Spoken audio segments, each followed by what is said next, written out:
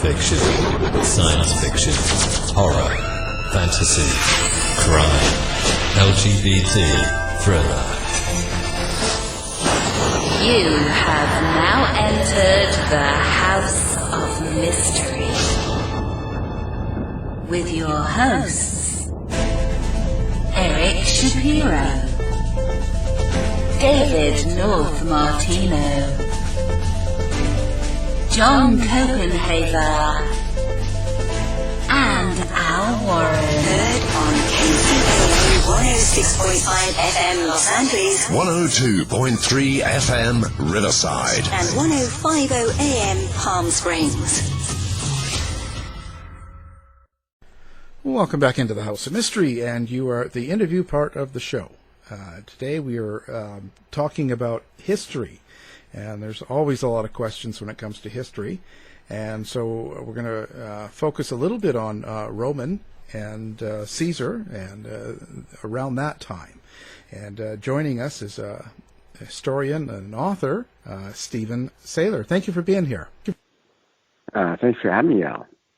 So, Steven, now you've written a ton of books here on the history, like gladiators and all sorts of, I cannot believe how much you've written.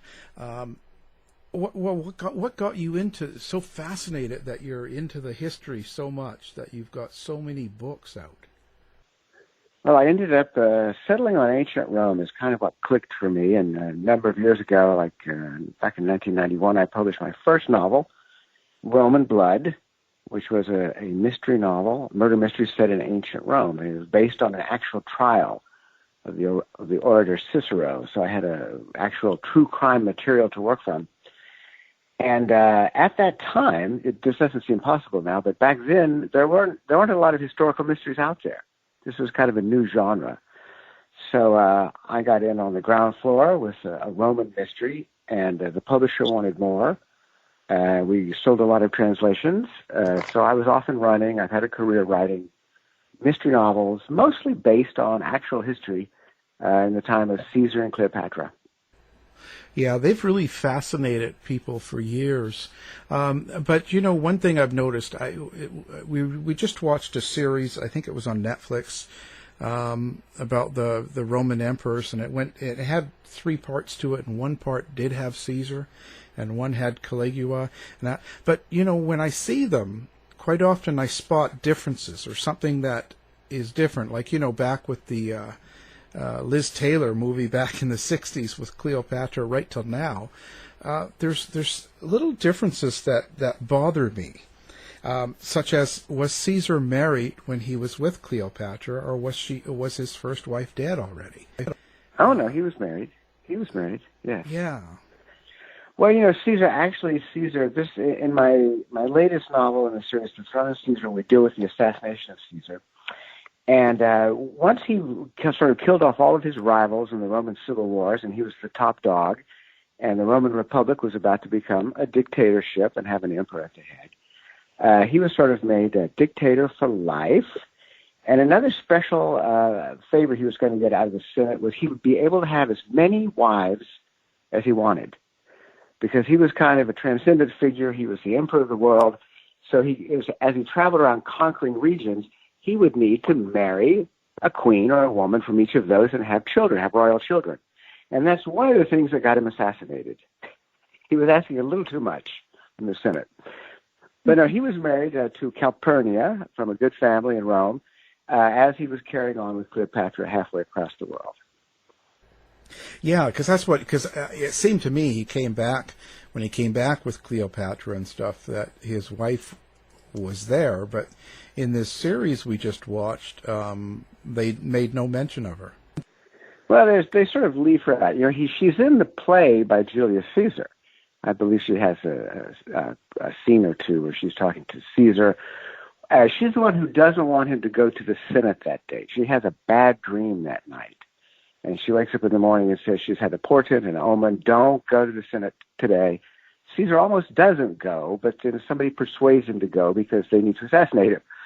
So a friend of his who's in on the plot sort of talks him into going, and that's how history happens.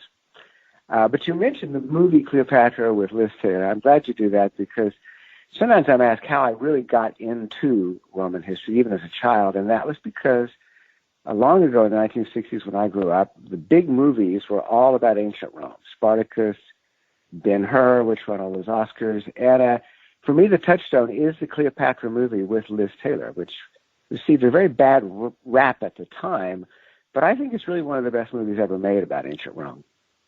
Yeah, I thought it was done well, but then, I'm not a history major, especially in Roman, so I wasn't sure, because, it did get a bad rap. Yeah. No, the history is fairly impeccable. I think what got the film into hot water was being way over budget and having a lot of scandal attached and all of these things, and people didn't like certain parts of the drama. But the actual history, it was made by Joseph Mankiewicz, who did movies like All About Eve, and he was writing the screenplay even as he was filming it, just because of how circumstances turned out. And he mined the ancient historians for just the best material. So almost everything in that movie is historically accurate, which is unlike many a movie since then about ancient Rome. Yeah, well, I wonder why that is, because when you see these series like that, they leave out some important parts, like I said, and it sticks with you if you're watching it. It just bothers me. When I started writing my books, I mean, one of the things, I studied history in college. It really matters to me, actually, how history is written. And I never wanted to just go off and start just riffing on the ancient sources and do whatever I wanted with them. I have known other historical authors who don't mind just changing facts willy-nilly just to fit their plot or what they need, what they want to do in their book. I've always worked very much within the confines of what we know from the historical sources. I never contradict the history. There's plenty of room in there in the spaces in between that you can fill in. So that's always been my way of doing it, is to be as scrupulous as possible about the real sources, because so often I find that when you're studying the ancient historians, they wanted the juiciest details. That's what they looked for. So you can't really outdo them as far as just outrageous facts and terrible crimes and so forth. What's in the actual history is the most fascinating thing. So, Stephen, I was just thinking as I was listening, I mean, clearly Roman history is a big part of the curriculum here in the UK. And I was just thinking about some of our listeners who may not have a full understanding of the story of Caesar. How can you see that just within a very short period of time, just so that our listeners really have an understanding of what we're all talking about this evening? You mean when I'm writing my books, how do I sort of make sure that I get readers up to speed? Yeah, and just to give a very short précis of who Caesar was. Oh, well, we're talking about, this is 2,000 years ago, and the city of Rome has become this powerhouse in Italy, and they were a military power. They gained more and more territory, so they became sort of the greatest empire of the ancient world in the Mediterranean world, in Europe. And we just inherited an enormous amount of culture from them, our legal system and things like that, and a lot of stories. I mean, Caesar is probably best known to many people because they had to read Shakespeare in high school. They had to read the play about the assassination of Caesar. When Caesar lived, there had been a Republic of Rome with a Senate, an oligarchy of rich men running the country for hundreds of years. They had conquered a lot of territory. And they had finally reached the point where they had this big empire, and ultimately there were civil wars between these warlords, and Caesar is the man who came out on top. He was the one who beat off all his rivals, and he was going to be the first dictator or emperor of Rome. And then after that comes all that kind of scandalous stuff. You've got Nero burning Christians in the Colosseum, Caligula, one of the insane emperors, up to a golden age with emperors like Hadrian and Marcus Aurelius, who wrote the Meditations book, in which Rome kind of has this Pax Romana. There's peace all over the European world, and Rome is the greatest of all the empires. So that's kind of the period that I worked inside. Now, did Caesar? Now, this is one thing I've learned recently. Caesar was really from a family that was disgraced. Is that true? I don't think that's true. Not really. I heard his father. That one of those documentaries you saw? Yeah, just the one on that. They said that his father had chosen the wrong side in a civil war. Oh, well, that's entirely possible, but I don't know. Yes, I mean, there were a series of civil wars leading up to the Civil War, which Caesar takes part in, because the Republic is just kind of coming apart at the seams. And yes, probably his father had been on the wrong side of one of those, but I wouldn't say he was disgraced, because these factions didn't go away. I mean, if you were sort of the losing side for a while, you were still sort of fighting to get back in. So a disgrace, I wouldn't say. Defeated, perhaps, yes, on his side of the family. Oh, okay. Yeah. That kind of. So now one of his big battles was against Spartacus, right? Not Caesar. That's a little earlier. Well, you know, this gets confusing because in the movie Spartacus with Kirk Douglas, right, they do bring Caesar in and sort of give him a bigger role than he actually had. Because people have heard of Caesar, so they want to have Caesar on stage. That takes place a little earlier. I did write a novel about the Spartacus slave revolt. It's called Arms of Nemesis, and that's the second novel in the series.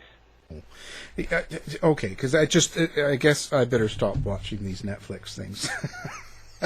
Well, I tell you what, I wrote, my series is called the Roma Sub Rosa series. It's 14 novels, and there's 20 short stories. And if people go to my website, stevensaylor.com, I put them all in chronological order. So there are readers who want to kind of read these 5 decades of Roman history in order, and my books are one of the ways to do it. And I hope it's maybe a little more entertaining and inviting than reading a lot of big history books. Yeah. No, it's very important too, because like I said, the one that I just saw told me that Caesar's dad was just disgraced, and that Caesar actually won the war against the Spartans for his general, and that's why he became consul. Well, at least in the movie Spartacus. Yes, that's how that happened. Yes.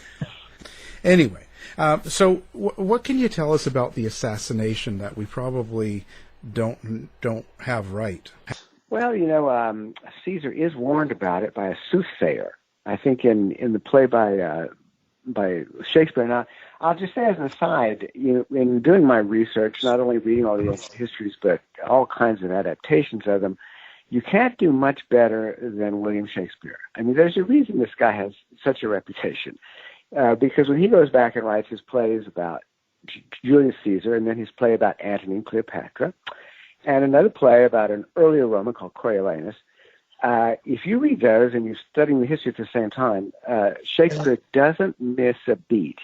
He also does not contradict the history, but he goes in and finds the absolute most dramatic material, the most vivid characters, and that's what he put into his plays. So in many ways, Shakespeare is a model of historical fiction. So just about the assassination of Caesar, I guess my challenge was to try to come at it with something fresh and new and different.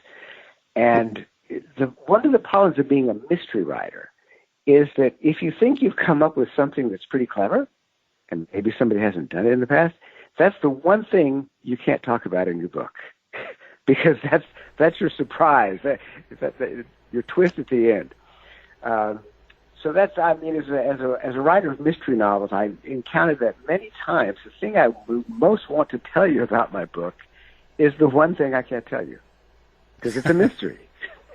And I want you to read the book and be surprised over it.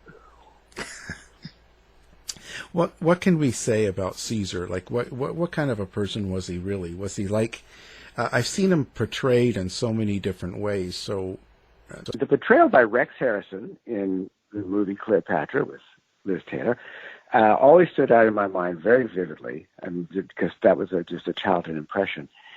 But really, the thing about Caesar, I mean, how did this man become ruler of the world?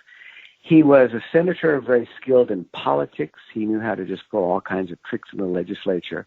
He mastered that. He was obviously very brainy. But then at the same, and what really launched him was going off to Gaul, which is modern-day France, which Rome had not conquered at that time, and he conquers all of Gaul. And he just goes out there. He sort of does it illegally. He doesn't really get the right instructions from the Senate, but he just goes off on his own. And so actually some people would say he was a war criminal, and he had exceeded his authority. But in Rome, as in most places, winning is what really matters. And because he came back and he had conquered Gaul, the Romans weren't going to say no to that. But at the same time, his rivals back in Rome are really afraid of him now because he's coming back to Rome with this big army that's, has all this experience and has conquered Gaul. And they're going to cross the Rubicon. That's sometimes a famous statement. If you cross the Rubicon, it's something you can't go back on. Once he crosses that Rubicon River and goes from the territory where his troops are legal into Italy, that's going to be an act of civil war.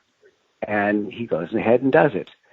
And so that launches this war in which he will ultimately win. So when you're portraying a man like Caesar, first of all, he's smarter than me. He has more military experience. How could I possibly get a hold of Caesar?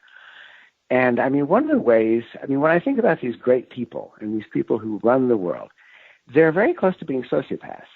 I mean, Caesar clearly had no guilt or remorse about anything he ever did. He had to just keep moving forward. So really, how can we get close to him? So in some ways, we could even look at him as a serial killer. I mean, many, many hundreds of thousands of people died because of Caesar and his ambitions. And yet he does this without ever blinking.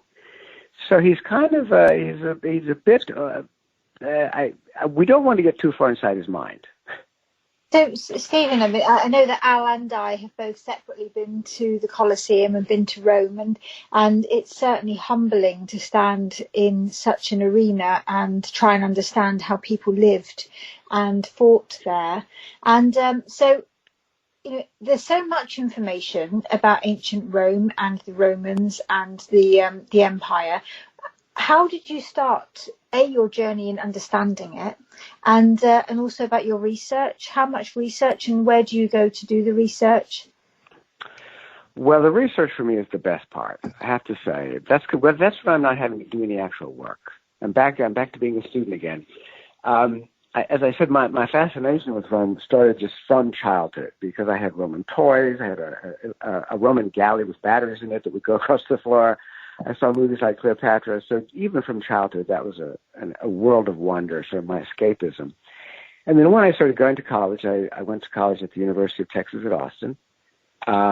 When I found out I could actually be something called a history major and just do nothing but study history, and that was a legitimate pursuit, that's what I wanted to do. So I studied history, a lot of Roman history, also just all European history, French Revolution, Russian Revolution. And always the period that fascinated me the most was ancient Rome. That's just what I would always come back to. I left that aside in my 20s when I was just sort of doing newspaper work and things like that, trying to find out what I might do as a writer. And then on my first trip to Rome, which was not until I was in my late 20s, my mind exploded when I was there in Rome and actually sort of touching all that ancient marble and actually walking where the ancients had walked. And I came back to where I was living in San Francisco, and I wanted to just kind of be back in Rome in my mind all the time. And at the same time, I was falling in love with mystery fiction. I was reading all of the Sherlock Holmes stories. That's what I was doing for escape that way. And pardon me, I wanted to read a mystery novel set in ancient Rome. That would be the perfect thing for me. And at that time, believe it or not, there wasn't one. Lindsay Davis had not written her books yet. I hadn't written mine. And so the closest thing I could find was a book, Michael Grant's translations of Cicero's murder trials. Cicero was the most famous lawyer of ancient Rome, and we had his orations for these murder trials that he usually was on the defense. And I thought, well, this is going to get me close to that. It'll be true crime in ancient Rome. And the very first oration in that book is when Cicero was a young lawyer, not yet famous. One of his first cases was defending a man accused of murdering his own father. In ancient Rome, that was the worst of all possible crimes. The father of the family is the ruler of the family.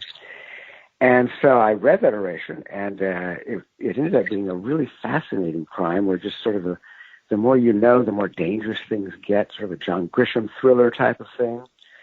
And I thought, this would make a great novel, a mystery novel. I wonder if I can do this. And so I spent 2 years working on Roman Blood, my first novel, making that trial of Cicero into a novel. I was going to make Cicero the lawyer, the hero, until I couldn't spend all day with Cicero. He's a bit of a prig. So I gave him a sleuth, Gordianus the Finder of ancient Rome, the guy who would go out and sort of dig up the dirt. And that became Roman Blood. And it was just successful enough back in the early 90s that the publisher wanted me to write a series, which I hadn't even thought about doing.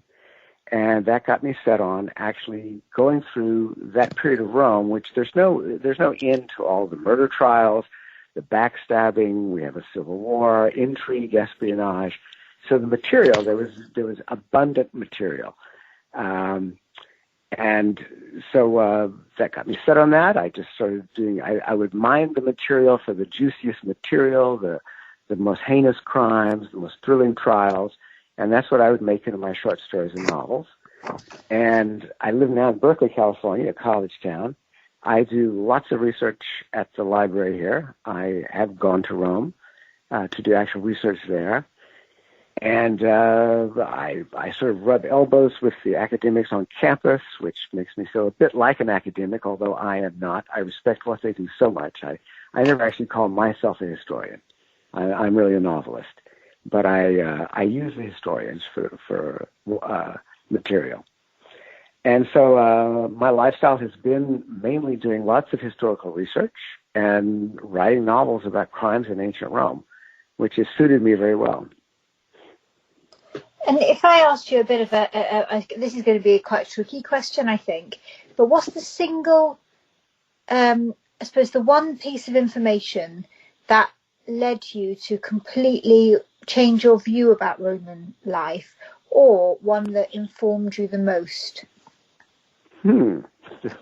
So that's such a big question. I spend so much. I live in this sort of ocean called ancient Rome. So where are the things that really stand out the most? I think one of the things, I guess one of the hardest things to wrap my mind around, in my other series of books I write, which are sort of a family saga about that expands from the earliest origins of ancient Rome, the age of legend with Romulus and Remus, the twins. And that spans, I've written 2 very long books of family saga that's gotten it up to Marcus Aurelius, the great, which people know a bit about him from Commodus, that was, who was in Gladiator. Wait, where was I going with this?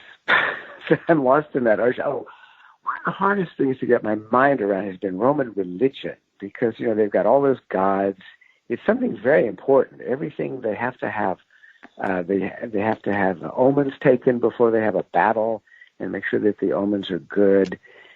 These things just happen on. And that's been the hardest thing for me to try to understand, is the actual thought world, what they actually thought, how they thought the universe worked, what caused good and evil, things like that. So yes, that's sort of the hardest nut to crack. And when you're thinking about the rituals and, as you said, about the omens and ancient religions, what's the, is there something we've taken through to today? Is there something that you still see happening today in today's religions, whatever that might be, that still has that curiosity? Yes, I think people are as superstitious as they ever were in many ways. I don't think we have really changed all that much from the ancient Romans.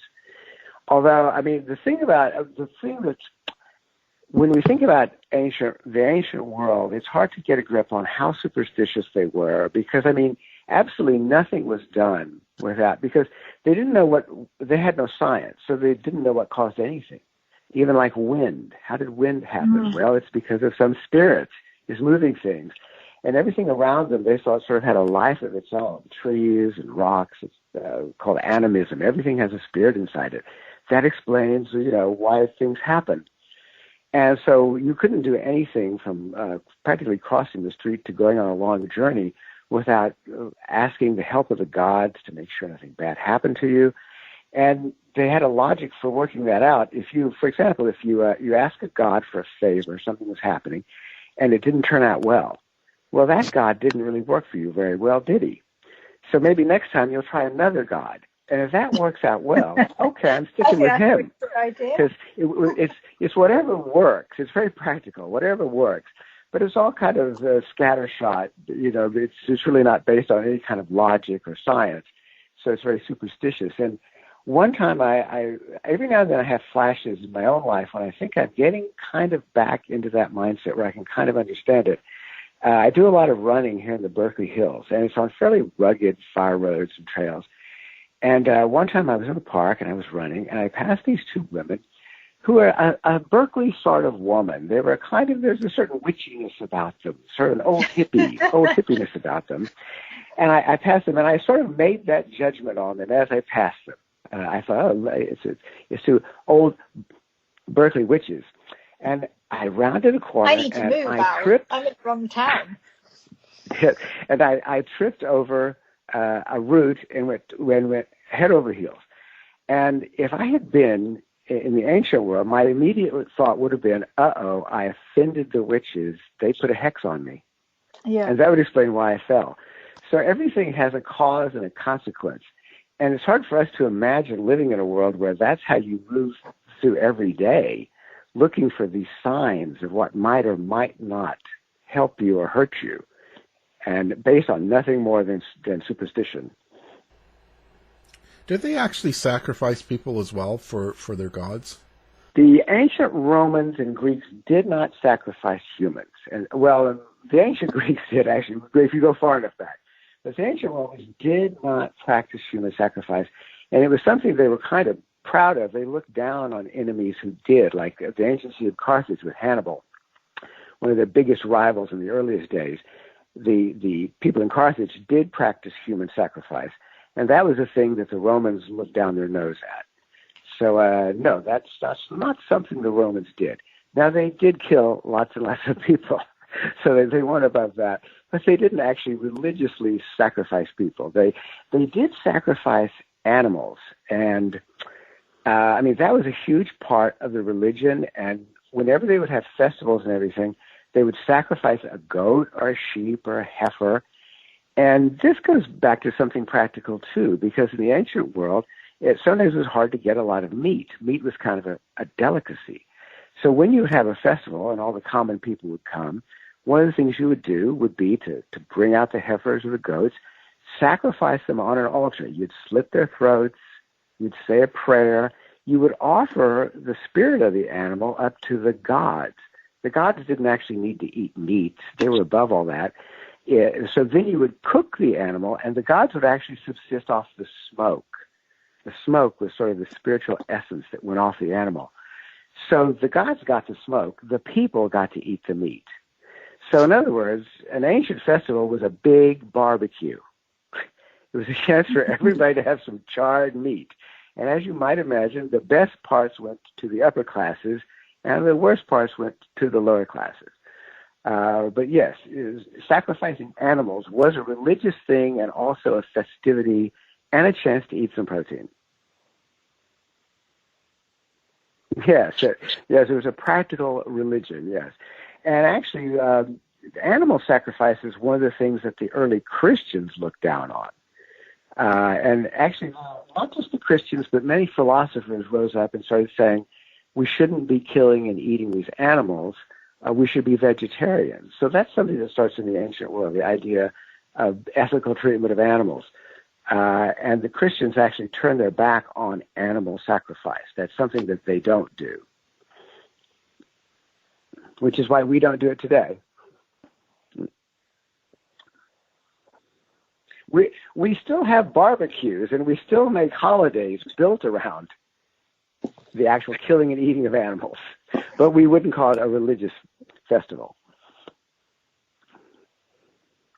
It's called a barbecue, and we still do it. We still do it.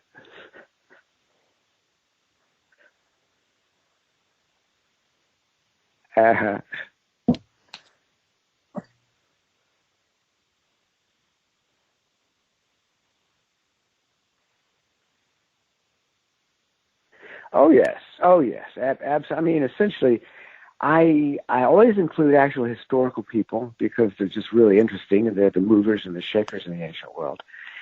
But I invent plenty of other characters that I need as far as, the crimes, the trials, the espionage, the intrigue.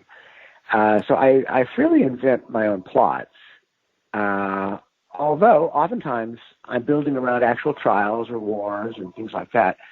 So it's a combination of the most fascinating details I can mine from the history, plus the things that, as a mystery writer, there's just certain things I want to do as far as hiding plots and revealing things.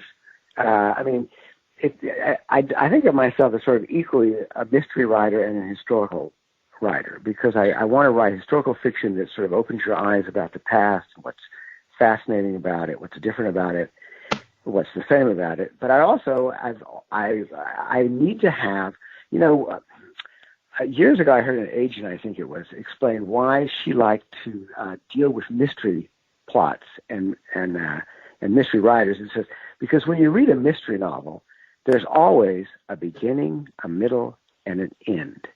There's always that arc of the story, which if you look at literary fiction, sometimes it's hard to figure out. What exactly is this about? It's just common life. But with the mystery fiction, you always have the premise that is set forth. What is the mystery? Why did this happen? How can we get back? Who did it? And then you, through the accretion of details, hiding some of them, revealing others, you eventually come to a resolution at the end, where not only have you solved the mystery, you found out what happened and why, but hopefully there's kind of a thematic and emotional experience you've also had, sort of a revelation. So writing mysteries has always satisfied me just as much as writing historical fictions. Do you always know the ending when you start the beginning? I would say in general, yes. That's the thing I kind of have to have, because otherwise I don't know what I'm trying to hide from you. That's, for me, a perfect mystery plot, there are two plots happening all through the book. There's the visible plot, which here's what's happening, is very open and obvious. But there's also an invisible plot that's happening at the same time. Something is happening under the surface. And the writer has to do fair play, you've got to put those out in plain sight. You can't just have a rabbit out of a hat at the end of the book. So you've got to have the visible and the invisible plot happening simultaneously. And it's only at the end of the book that they suddenly intersect. And hopefully, if you've done your job right, the reader says, I knew that all along. I mean, you're surprised in a way, but a part of you is like, I saw that happening and I didn't understand. That was the important thing over there that I wasn't looking at real closely.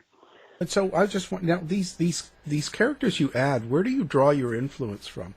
Like, how do you create them and how do you develop them as a character that's good? Well, I'm not going to lie. I don't think that any author can come up with anything that's outside of his or her own head. So all these characters are somewhere in me. Now, how that got in me, I don't know. Probably from reading thousands of books and watching thousands of movies and actually living a life for 64 years now.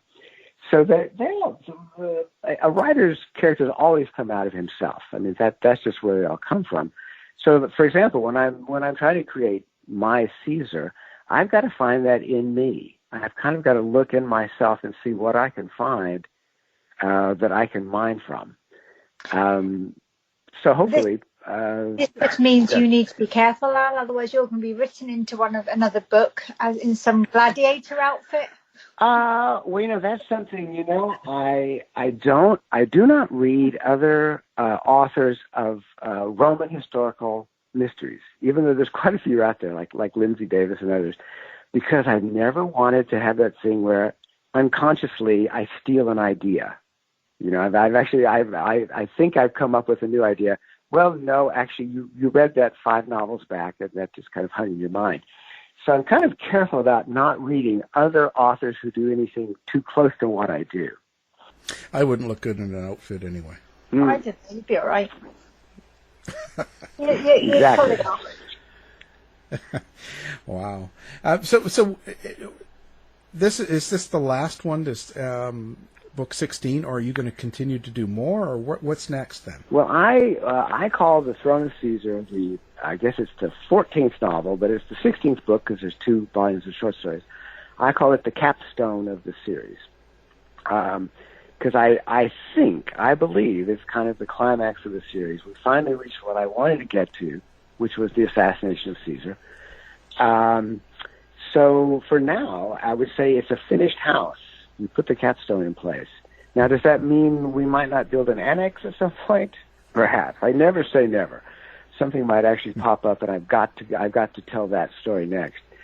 But for me, I feel very satisfied with kind of the whole arc of the story. The end of the Roman Republic, the beginning of the empire and the dictatorships. And then this other series I write, the first novel, Roma, followed by Empire. Those are my big family sagas. The novel I just finished, which we can't find a title yet, is going to kind of finish that off.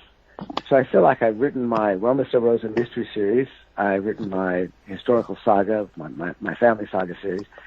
So I don't know. I'm 64 years old. I'm told people can retire in their 60s, right? But when I say that to friends, they say, writers never retire. You can't retire. I thought I could. No. No? No. Apparently I mean, not. you can say you retire, but you always want to do something.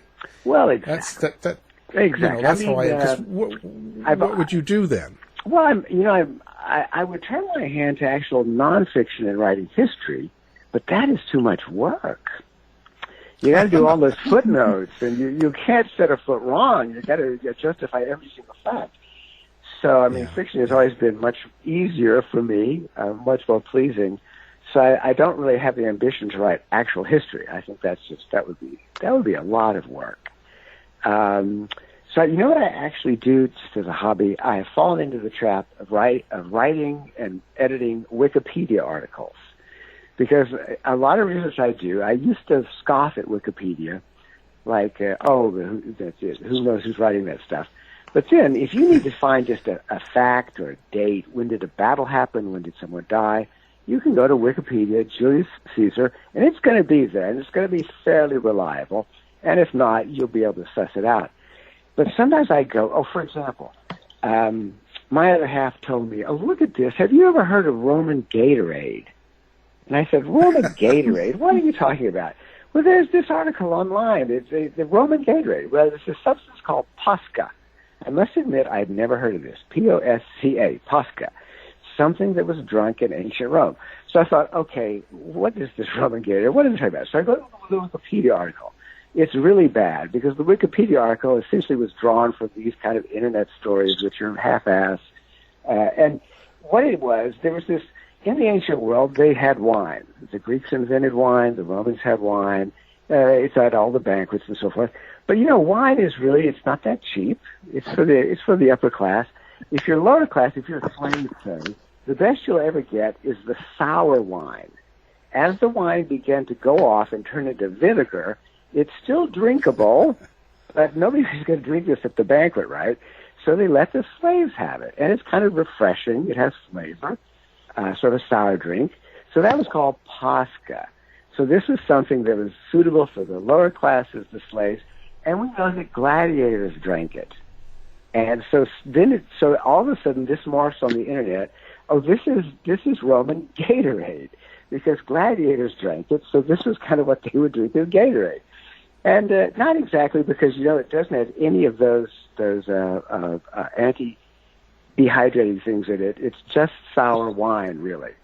So I had to go in and I rewrote the article about Posca, this ancient Roman drink. And there's really only, I think, 3 or 4 sources of information. So that's all we know about it. So if you should ever come on the internet, a story with a recipe for Roman Gatorade, do not believe that story. That is one of those internet things. Go to my article on Wikipedia about Posca. Of course, by now, someone has probably completely rewritten that article on Wikipedia, so I'd have to go back and fix it again. But oftentimes in my research, I've come across Wikipedia articles that are just really badly written or just wrong-headed, and I have gone in and done the research necessary to actually do an encyclopedic article on something, some little byway of my research. So as I've gotten older, I must admit, I've fallen into, and during the COVID crisis, being at home, I've fallen into the crisis of spending too much time on the internet, and writing too many Wikipedia articles when I'm supposed to be writing novels. Yeah. Get back to work. Hey, actually, does that brings me up? So when this COVID and things like this are going on in the world, or something, all the protests down in the cities and stuff like that. So does that sort of affect the way you write? And if you're writing a fiction or a part of fictional character or story in a book, does it become darker, or does it influence it? Well, I certainly, just as I don't think any fiction writer can get any characters that are really outside of his own brain, I don't think you can actually you can't write historical fiction that really isn't about your own time. I mean, that's what you're actually doing. You're sort of doing the story of your own time with mirrors. You're making it a little different. So I have this feeling that if my novels, if I'm lucky enough that they're reading them 100 years from now, people will say, "Oh, Steven Saylor, his books really bring alive the early part of the 21st century." That sort of mindset that people have. So I think even as a historical writer, you're always trapped in your own time.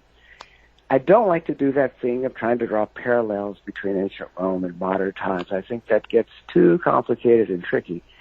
But I did have something happen that was interesting recently. In the latest book I've written about the family saga, we go through some of the worst plagues of the ancient world. Starting under Marcus Aurelius, the time of Commodus, they have this terrible plague. It's one of the things that really brings the empire to its knees. And then later on, we have yet another plague that's really terrible. So these two plagues are one of the big reasons Rome's empire starts fraying and falling apart. And I had written my family saga, and those two events happen in there. And so I had to deal with those ancient plagues. And I did this, probably a year ago was when I was writing those parts of the book. And then lo and behold, we come up on this whole COVID thing. And of course, we've all, had a real psychological blow from this, just dealing with this reality and our emotions about it and so forth, our fear. And so now is my time when I'm rereading my final draft of that book. And it was very interesting for me to go in and see if I actually psychologically caught certain things about being in a plague in writing the fiction. And I have to say, it was kind of uncanny. Just certain observations of the characters and certain states of mind. I thought, well, yes, that is kind of what this feels like. So in that case, I actually kind of got to reflect from my own time, looking at what I had actually done about history and seeing if it worked psychologically. So it's all just a house of mirrors. That's interesting. Well, but the historical research has got to be the most important. As in, when you're writing a story that's happened in 44 BC, you've got to have the details surrounding, like what people, the real scenario, how people are. Well, in this, I'm really lucky, and it's kind of no accident that you see a lot of stuff about ancient Rome, rather than, say, I don't know, ancient Persia or, say, certain parts of medieval Europe. It's because the sources are just so good. I mean, we have all of these for example, murder trials. We have these narrations from murder trials where you actually get the juicy details and all the family gossip and all that kind of thing. We have recipe books, not just the ancient Roman Gatorade, but we have actual books about, how to make banquets and so forth. We have erotic poetry. We have just all kinds of stuff where we can get inside not just the day-to-day life of the ancient Romans, but also their mindset. So in writing about the ancient world, I'm really lucky that way. Now, years ago, I was at a thing called Historicon, which was a gathering of historical mystery writers in Boulder, Colorado. And Sharon Newman, who writes medieval mysteries, was there. And we were on a panel with each other, I think. And I was talking about how lucky I was to have all these fantastic sources. For example, anyway, it's just easy to find things about ancient Rome. There's so much material, and ancient historians have been over this. Everything's been translated and so forth. And as I was saying about how rich these sources were, next it was Sharon's turn to talk, and she turned to me and she said, "I hate you." And it was because in writing her little corner of medieval France or whatever, she says, they speak various languages just from valley to valley. You don't know anything. I mean, we have no histories of these people. You have no biographies. You have no diaries or memoirs. You really have working from scratch. So it made me just understand why a lot of people do go to ancient Rome and Greece, because the material is so rich, and there's so much to explore and find out. Yeah, certainly. Did you do Pompeii already? I guess you probably have done that. I only deal with Pompeii. That's in my family saga books, and it takes place in the first one called Roma. And because those books take place only in the city of Rome, it's kind of a biography of the city of Rome itself. I couldn't really deal directly with Pompeii, but I thought, well, we've got to have it in there because it's an earth-shattering event, literally. And it really was a big deal in the ancient world. They lost that city, and of course, in the superstitious world, what do you make of this? The volcano exploded. We lost the whole city. What went wrong? But as I say about finding these great details that you're not expecting, in this case, I got to deal with Pompeii in the city of Rome because my characters are having a civilized conversation out in the garden in the city of Rome, looking at the Colosseum in the background, and all of a sudden there starts to be this something is falling out of the air. This white powder is falling out of the air and covering everything. And what it was, we really do know that there was a huge ash fall in the city of Rome following Pompeii. So long before they heard any news about this ash fall occurred, and of course it scared the wits out of everybody. They'd never seen anything like it. Suddenly everything is covered with white powder. So that was how they found out in Rome that what had happened to Pompeii. That's pretty interesting. It's just a fascinating history. So if people want to find out about your books and about you and all the stuff, where do you like them to go? Well, the best place to go is StevenSaylor.com. It's StevenSaylor. I try to make sure I have all my books sort of listed and available, and you can see what's out there. I'm also very active on Facebook. I like sending people. And I got to say, Facebook is a two-way street. I get more out of Facebook than I put into it because many times, because I have friends who are just around the world, who are history buffs, mystery fans, and so forth. And sometimes I've had a question stump me, and I've just gone to Facebook and say, "Can anybody tell me where is the source where where Constantine the Great says Marcus Aurelius was a dunce?" I've read that in a history book. That it's not footnoted. I can't figure out where to find this. And I'll tell you, within a day, I'll have an answer. Somebody will actually point me to the exact source of something. So that the social media was another thing that changed my research and my whole way of gathering information because I've got all these friends around the world now who can kind of fill me in on stuff.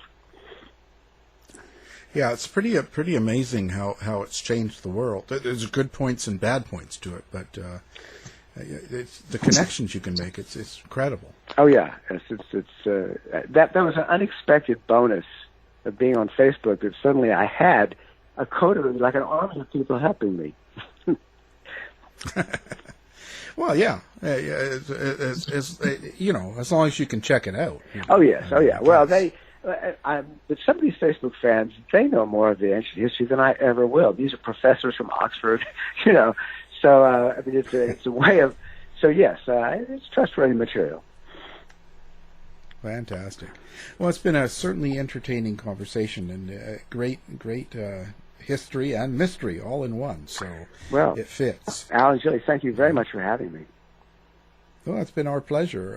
Again, our guest has been Steven Saylor, and we'll have your website and books up on ours so people listening can do one click and find out who you are. Thank you. You've been listening to the House of Mystery radio show. To find out more about our guests, hosts, or shows, go to www.houseofmystery.com. Show's over for now. Was it as good for you as it was for me? Well, good night. This This has been a production of Something Weird Media. I'll be back.